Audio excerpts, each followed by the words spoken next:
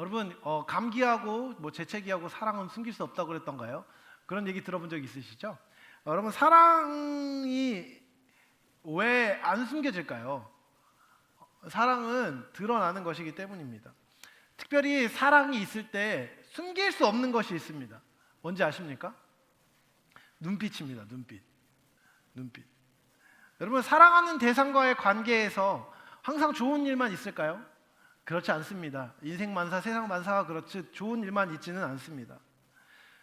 그래서 사랑하는 대상을 향할 때 눈에 담기는 감정도 아마 꽤나 다양할 겁니다. 하지만 여러분 그 다양한 감정이 담기는 방식이 사랑이 있는 사람들에게는요 말 그대로 강렬한 기쁨과 사랑이 담깁니다. 꿀뚝뚝이라는 단어가 사랑하는 대상을 바라보는 눈빛에 담겨 있지요. 자녀를 보는 부모의 눈빛을 보십시오. 세상에서 제일 무뚝뚝한 사람도 자녀를 볼 때 그 자녀가 웃음을 지을 때 그 눈빛은 정말 말 그대로 꿀뚝뚝입니다.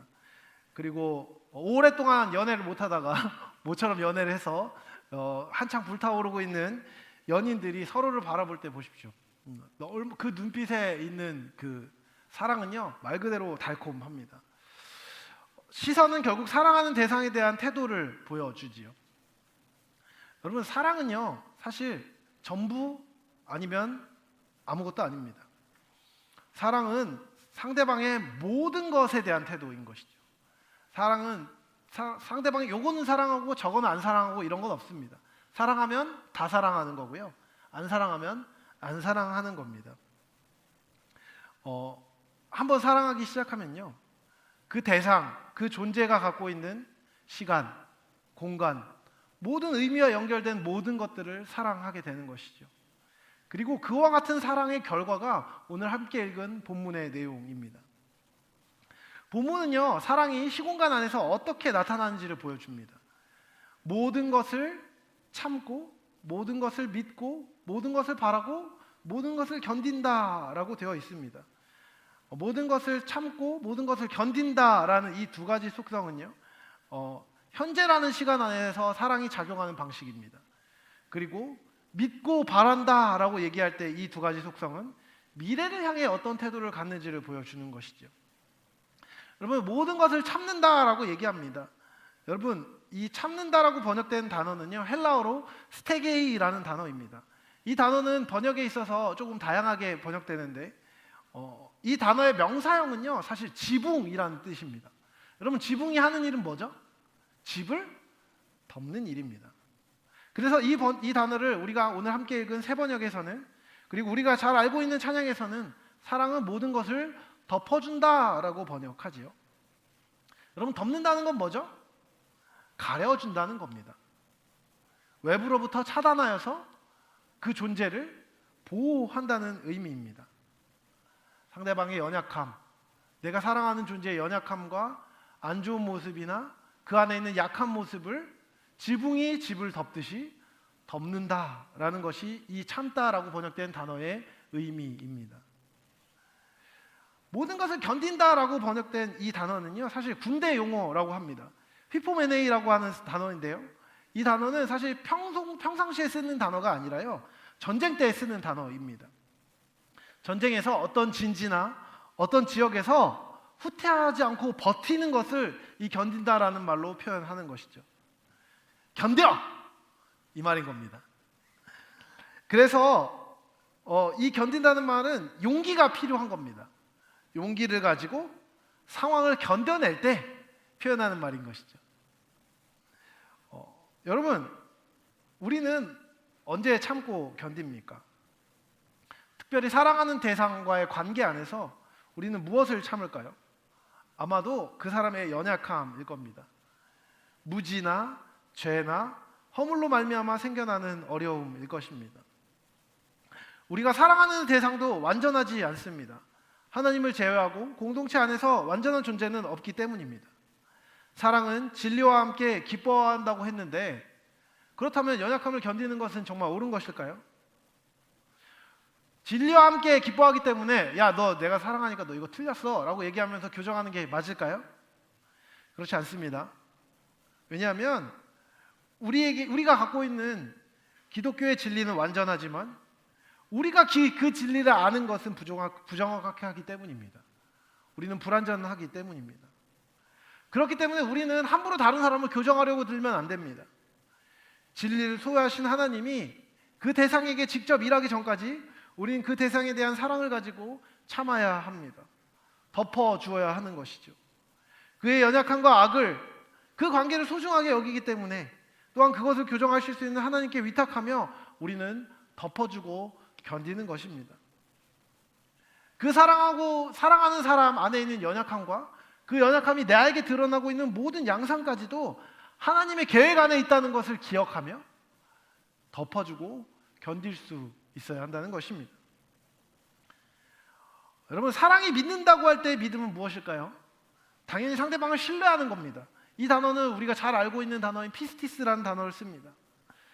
신뢰라는 뜻이죠.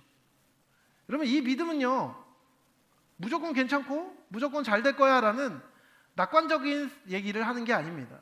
무비판적인 성격의 사랑을 이야기하는 것이 아닙니다.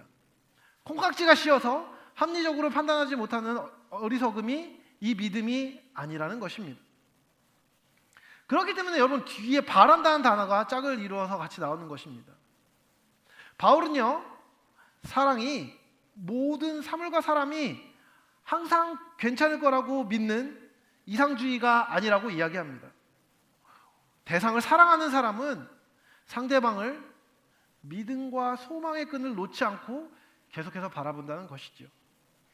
특히 공동체 안에서의 사랑은 하나님을 향한 태도와 연결되어 주변 사람들을 믿는 것입니다.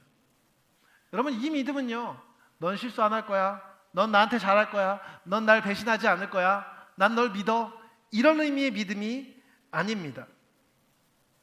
오히려 우리로 하여금 그 사람들을, 그 관계를 사랑하도록 부르시는 분을 믿는 것이고, 그분에 대한 우리의 신뢰를 반영하여 다른 사람들을 향하여서 믿는 태도를 갖는 것이죠. 또한 주변 사람들에게 최선을 희망하는 게 아닙니다. 네가 나한테 잘해줄 거야, 저 사람이 나한테 와서 뭘 해줄 거야, 저 사람이 나를 도와줄 거야, 이거를 희망한다는 얘기가 아니라요, 우리의 삶과 미래를 맡긴 분이 제시한 희망을 유지하고 그분이 우리에게 약속하신 미래에 대해서 주변 사람들과 함께하는 것을 바라는 것입니다. 이것이 믿으며 소망한다는 말의 의미입니다. 여러분, 옆에 있는 사람 한번 보시겠습니까? 제가 자주 옆에 있는 사람을 보라고 얘기하는데, 여러분, 그 사람이 여러분이 믿어줘야 하는 사람입니다. 그 사람에게 여러분이 소망을 품어야 합니다. 저 바로 그 사람이 내가 믿고 신뢰하고 소망하고 사랑하는 사람이라는 것이지요. 여러분, 누군가의 허물을 덮어주고 그를 위해서 고통을 견딘다는 것은 어떤 의미입니까? 당연한 얘기죠. 관계를 소중히 여기고 그 대상을 사랑하는 것입니다.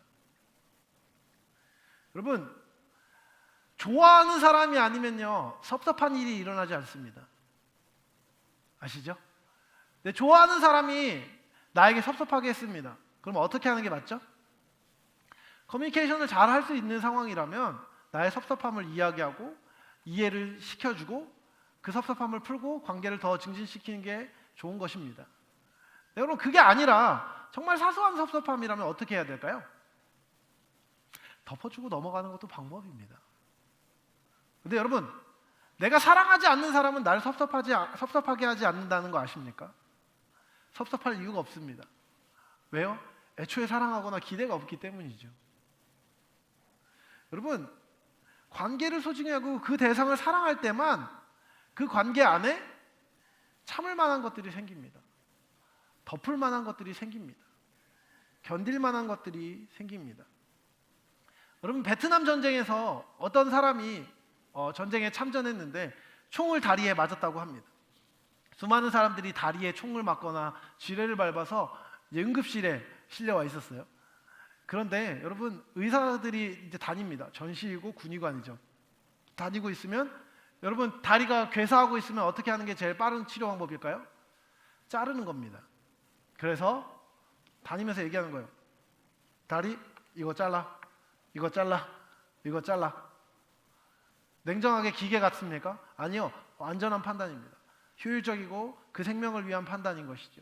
자르라고 얘기합니다.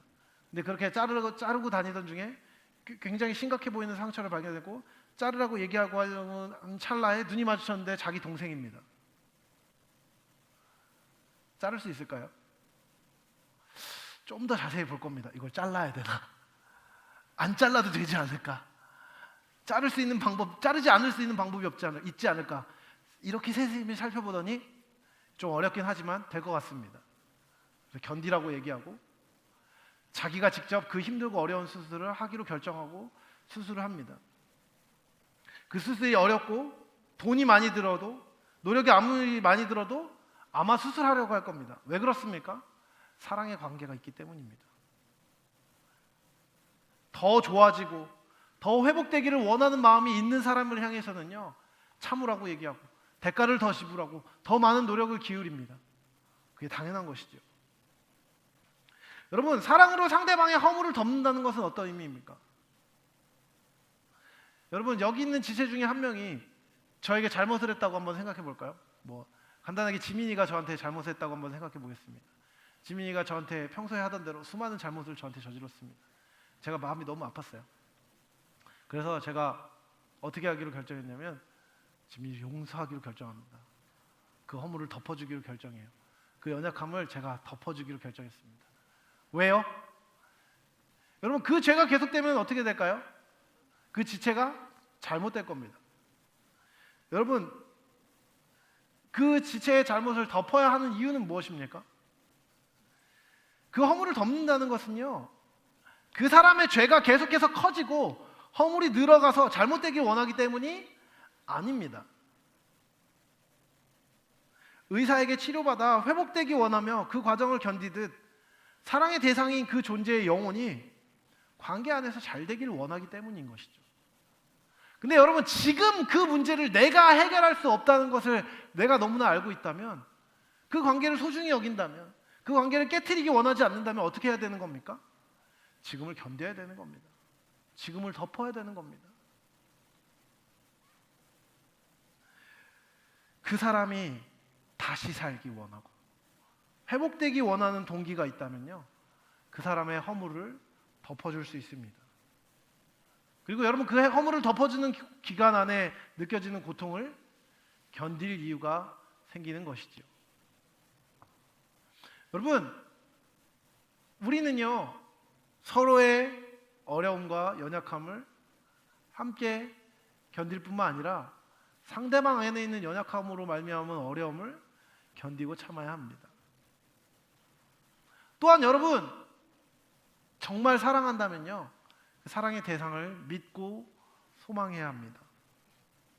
여러분, 무엇을 믿습니까? 제가 여러분을 믿습니다. 아십니까?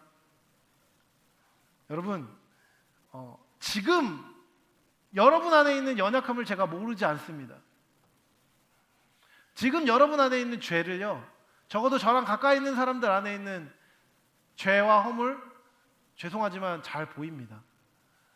여러 가지가 보이지요. 방황하고 있는 모습, 힘들어하고 있는 모습 보입니다. 근데 여러분, 저는요, 그게 전부가 아니라는 걸 믿습니다. 이것은 정신 승리가 아닙니다. 그 대상을 붙들 수 있는, 그 지체를, 그 형제를, 그 자매를 붙들 수 있는 하나님의 사랑과 은혜를 믿기 때문에, 그 은혜가 여러분 안에 작용될 수 있음을 믿기 때문에 여러분을 향한 소망을 그치지 않는 것입니다. 하나님을 믿는 것입니다. 그래서 하나님께서 나의 사랑하는 지체를, 나의 사랑하는 양들을 아름답게 빚어가실 것을 소망합니다. 전 그것을 바랍니다. 여러분, 저는 여러분 안에 있는 연약함을 알고 있습니다. 여러분 안에 있는 소심함을 알고 있습니다. 여러분 안에 있는 미성숙함을 알고 있습니다. 여러분 안에 있는 죄와 불안들과 어려움들을 알고 있습니다. 그런데요, 저는 하나님께서 여러분을 그대로 내버려 두지 않으실 것을 믿습니다. 여러분이 스스로 좌절하고 낭망하고 내 모습은 이 정도밖에 안 된다고 스스로 생각하고 있다고 하더라도 저는 여러분의 그 생각에 동의하지 않습니다.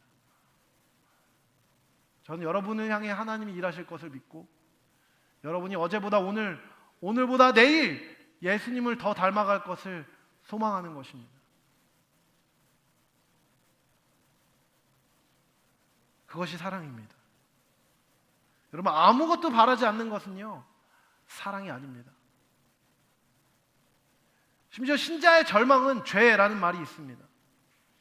하나님이 우리의 삶에 일하실 것을 믿지 않는 것이 불신의 죄라는 것이죠. 우리는 사랑하는 대상의 선을 믿고 소망합니다. 그리고 그것을 위해 기도하고 자신을 내어줍니다. 그것이 사랑인 것이죠. 관계를 소중히 여기는 사람만이 그에 합당한 사랑에 합당한 행동을 할 수 있는 것입니다. 제가 이 말씀을 묵상하고 여러분에게 전하기 원하면서 제가 여러분에게 무엇을 기대하는지를 생각하게 되었습니다. 특별히 신입생들도 앉아있고 신앙의 연수가 오래되지 않았거나 아직 신앙이 성숙하지 않은 사람들, 그리고 연약한 모습이 많이 보이는 사람들이 죄송하지만 제 안에 떠올랐습니다. 옆 사람한테 뭐라고 하지 마세요. 네 얘기예요. 여러분, 그런 사람들이 떠오르는데 제가 그런 마음이 드는 겁니다. 걔는 답이 없어. 안 돼. 혹시 내가 그런 생각을 하고 있지는 않았나? 라고 생각하는데 저는 그런 생각을 한 번도 한 적이 없습니다. 이 자리에 오지 않은 사람들이라고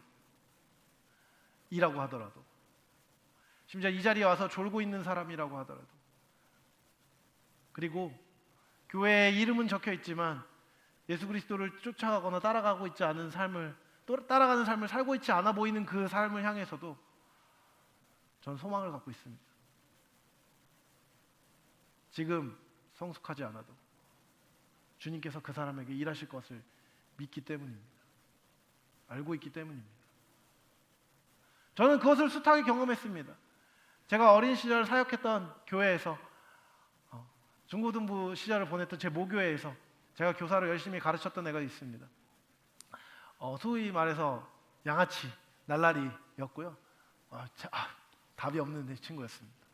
맨날 말 안 듣고 까불고, 맨날 만나면 떡볶이 사달라고 그러고 햄버거 사달라고 그러고, 제가 그때 과외를 좀 해가지고 돈이 좀 있었는데 만날 때마다 막 사줬습니다. 그래 나라도 사줘야지. 그래서 사줬습니다. 한 10여 년 지나고 다시 모교회에 가게 되었습니다. 제가 교사를 관두고 사역을 하다가 결혼식이 있어서 가게 됐는데 그 친구를 만났어요. 그 친구가 고등부 교사를 열심히 하고 있더라고요. 저한테 고맙다고 그러더라고요. 그래서 제가 그렇게 얘기했습니다. 꺼져. 그리고 뒤돌아갔죠. 그런데 이상하게 마음이 많이 뿌듯하더라고요. 답 없다고 얘기한 친구가 예수님 깊이 사랑하고 사람들을 양육하고 사람들이 예수께로 인도하는 자리로 가 있는 것을 보면서 제가 알게 되었습니다. 지금의 모습이 전부가 아니라는 것을 말이죠. 여러분,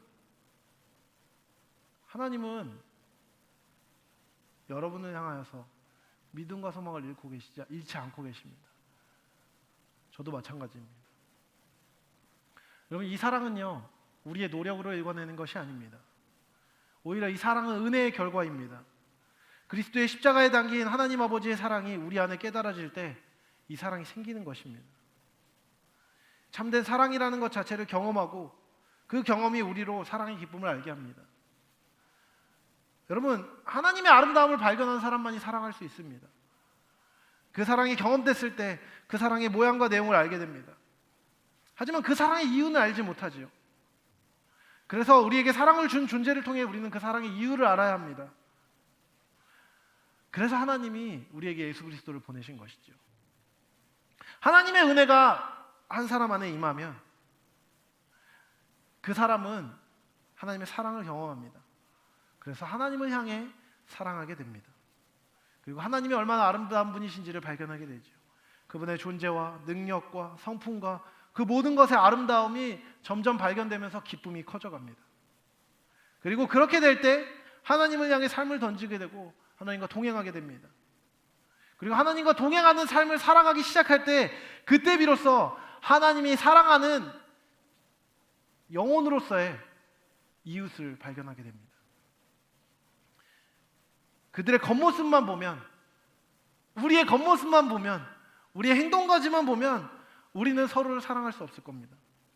어쩜 그렇게 꼴보기 싫은 모양이 많은지, 어쩜 그렇게 깐죽거리는지, 어쩜 그렇게 까부는지, 어쩜 그렇게 말이 없는지, 어쩜 그렇게 내성적인지, 어쩜 그렇게 마음을 안 여는지, 단점들은 너무나 많습니다. 그것만 보면요, 나랑 짝짝꿍 맞고 짝짝 맞는 사람이 없습니다. 그런데요, 하나님께서 그 사람을 왜 사랑하시는지가 보이기 시작하면 그들의 가치를 알게 되는 것입니다.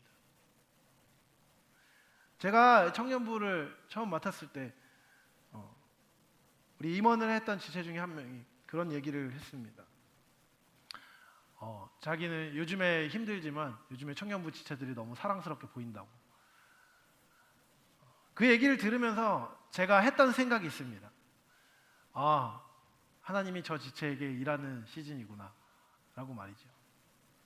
여러분, 누군가가 사랑스러워 보이는 일은요, 되는 게 아닙니다. 왜냐면요, 안 사랑스럽게 생겼거든요. 사랑스러울 만한 게 없거든요. 사랑스러워 보인다는 건 사랑할 수 있도록 하나님의 마음을 주신다는 것입니다.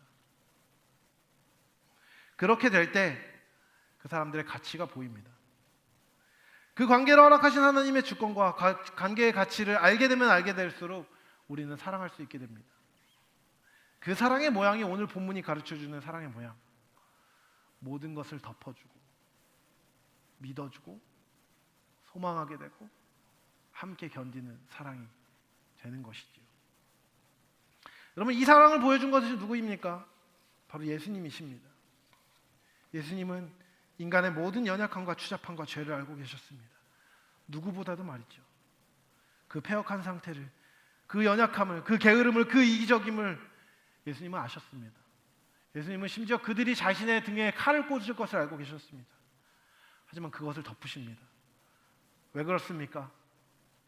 그 지체가, 그 형제가, 그 자매가 원래는 하나님께 참으로 영광을 돌려야 하는 가치 있는 존재임을 아셨기 때문입니다. 그 존재가, 그 영혼이, 그 사람이 얼마나 아름다운 존재인지 그분이 아셨기 때문입니다. 그래서 그분은 우리의 허물을 덮으시고 그 죄로 말미암은 십자가의 고통을 견디셨습니다.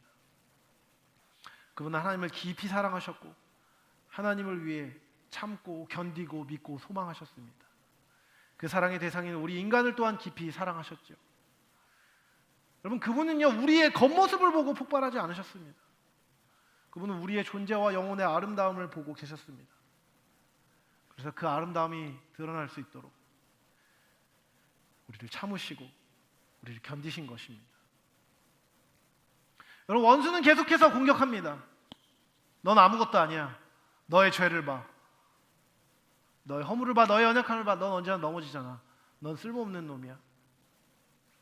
여러분, 많은 거짓말과 많은 팩트로 우리를 후드려 패는 그 공격 가운데서도 예수님은 그 공격을 당하며 견디셨습니다. 하나님 아버지를 향한 믿음과 소망, 우리를 향한 믿음과 소망을 가지고 그분은 사랑으로 견디신 것입니다. 그 사랑이요, 우리의 것입니다. 그 사랑은 우리를 향한 것입니다. 그 사랑은 여러분을 향한 것입니다. 문제가 있습니다. 그런데 그 사랑이 우리의 것이 아닌 것처럼 느껴지는 현실이지요. 분명 우리는 주님의 사랑을 경험했습니다. 그 사랑이 굴복해서 예수 그리스도를 주로 맞이하였죠. 그런데 우리는 예수님이 주인인 것처럼 사는 삶을 살지 않습니다. 오히려 내가 주인된 삶을 포기하지 못합니다. 사랑이 불타오를 때는 그분을 향해 삶을 던지겠노라 고백하지만 막상 우리의 삶의 지난한 과정을 거치다 보면 사랑은 식어지고 자기 마음만 남습니다. 이것이 우리의 신앙 고백과 삶의 괴리를 만들어냅니다. 그 사랑이, 그 고백이 헛되지 않고 참되기 위하여서 여러분 어떻게 해야 할까요? 하나님을 향한 사랑이 식어지고 이웃을 향한 사랑이 식어지고 신앙의 슬럼프가 왔을 때,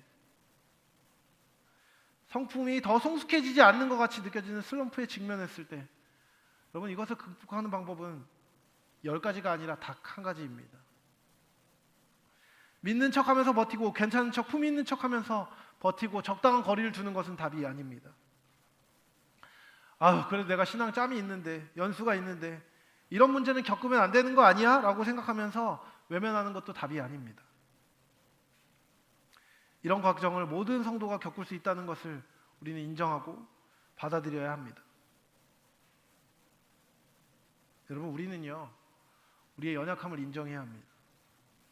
우리 스스로의 삶이 예수님과 연결되어 꾸준하게 은혜롭고 아름다운 삶을 살 수 있는 힘이 없다는 것을 우리는 인정해야 합니다. 그 믿음이 없다는 것을 우리는 인정해야 합니다. 그분께 대한 사랑이 식었음을 고백해야 합니다. 그리고 그분께 도움을 구하십시오. 그것이 가장 빠른 길입니다.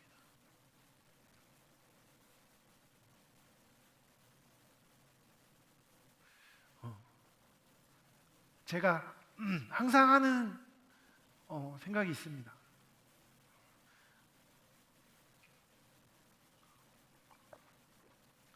제 안에 사랑이 없는 것이죠. 제 안에 참됨이 없는 것이죠. 믿음을 지킬 힘이 없는 것이죠. 그리고 성도들을 섬기고 교회를 섬길 힘이 제 안에 없음을 너무나 많이 느낍니다.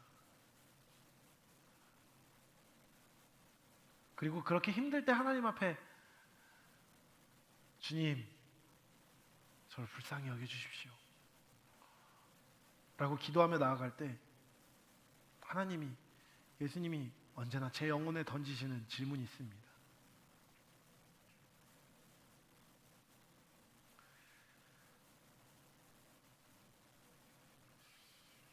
사랑하는 용진아,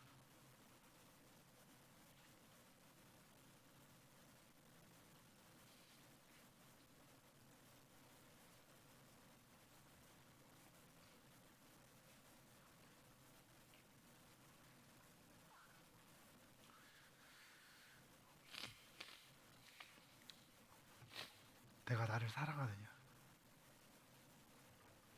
사랑하는 용진아, 네가 나를 사랑하느냐?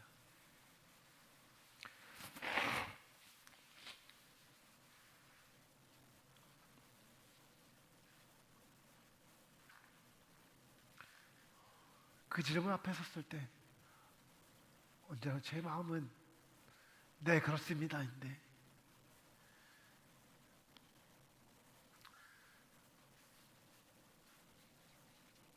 제 삶이 그렇지 않을 때가 너무 많은 것이죠.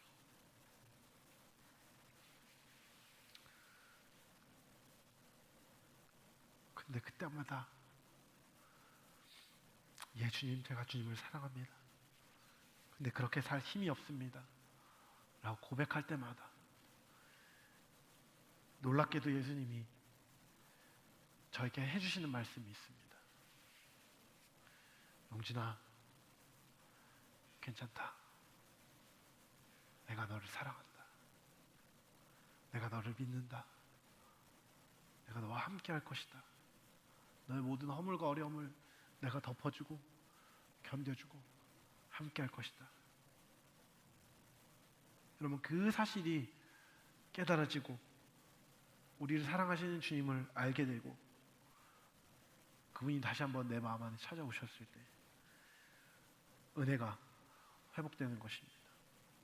그리고 사랑할 힘이, 사랑이 다시 한번 생겨나는 것이죠. 여러분, 우리는 모두 사랑을 입은 자입니다. 그것을 여러분이 지금 알고 있든 알고 있지 못하건 간에 말이죠. 그것이 사실입니다. 여러분, 우리는 모든 사랑의 은혜를 입은 사람입니다. 그리고 사랑하는 사람은, 그 사랑을 받아서 사랑하는 사람은 다른 사람을 향하여서 온전한 사랑을 하게 됩니다. 여러분 안에 사랑이 있는지 아닌지를 아는 좋은 방법을 하나 알려드리겠습니다.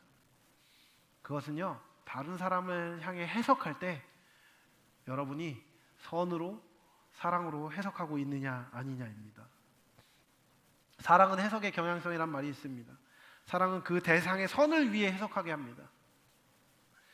진리와 함께하는 이 선으로 해석하고 기다리는 사랑이 우리에게 필요합니다. 여러분,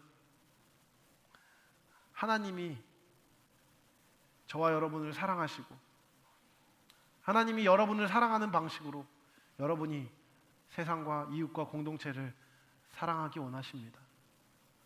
그 사랑의 사람이 되어 하나님의 은혜를 전하고 하나님의 능력을 전하는 그런 사랑의 사람이 되시길 사랑하는 주님의 이름으로 축복합니다.